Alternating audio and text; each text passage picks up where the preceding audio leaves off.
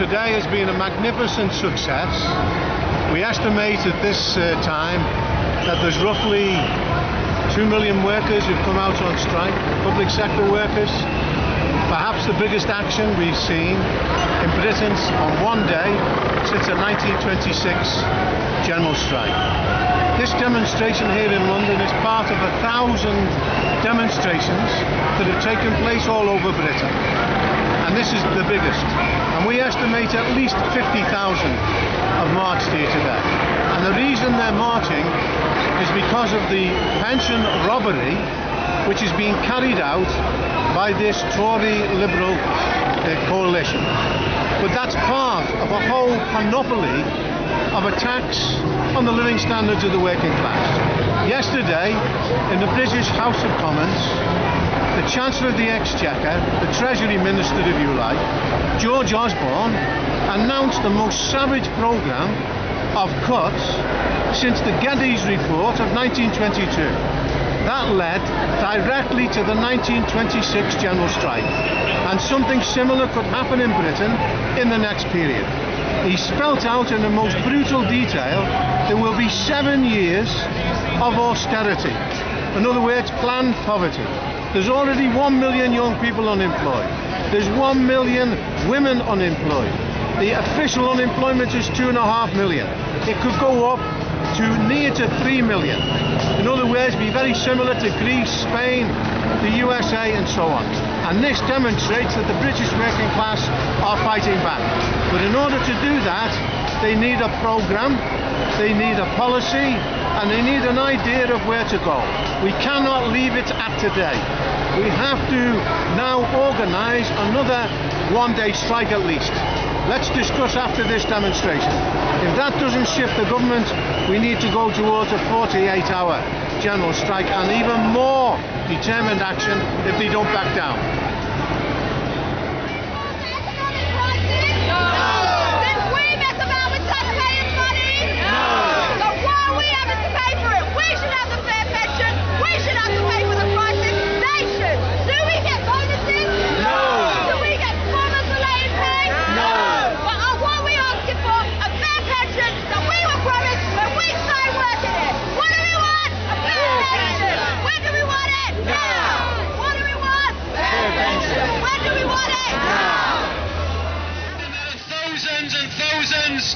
Coming into the embankment. This demonstration today of at least 50,000 public sector workers in London. There are 1,000 protests around the UK today. And to give you an idea about how big the demonstrations are today, in Manchester in June there were 6,000 workers on the demonstration. Today, there is at least 20,000 workers on that demonstration. And today in London, there are thousands and thousands in what is the biggest strike in British history since 1926. And we are here today because this cabinet of millionaires, this government that represents the millionaire bankers, has declared war on public sector workers, has declared war on working class people. They have already sacked 300,000 public sector workers. They declared yesterday they want to sack 700,000 workers. You have already had 3 years of a pay freeze. They want another 2 years of 1% pay raises, which is in effect a 4% pay cut.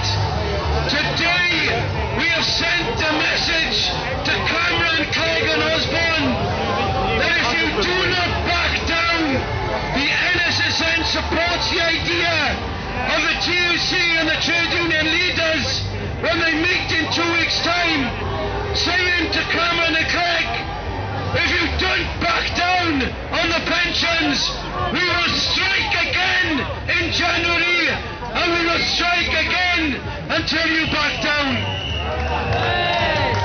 But we will not strike individually. Today is a 24-hour public sector general strike.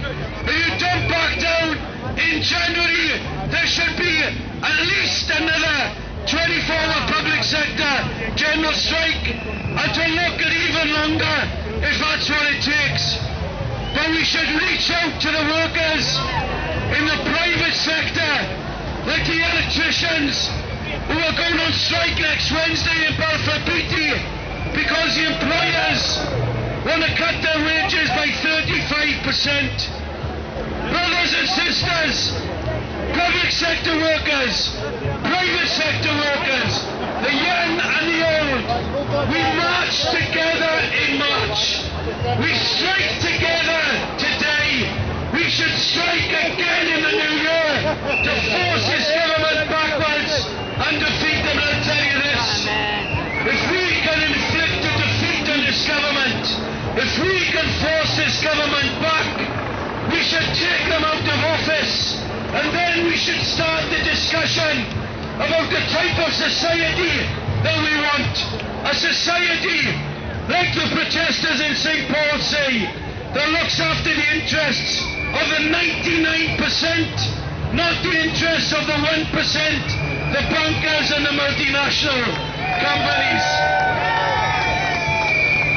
The trade union movement in Britain was built on the idea that you campaign for a society in the interests of all, a socialist society. I believe that is a popular program to nationalise the banks for good, not to protect the big business fund cuts. And I make no apology for demanding a society, a socialist society, that look after the interests of the vast majority in this world. I'll finish with this thought.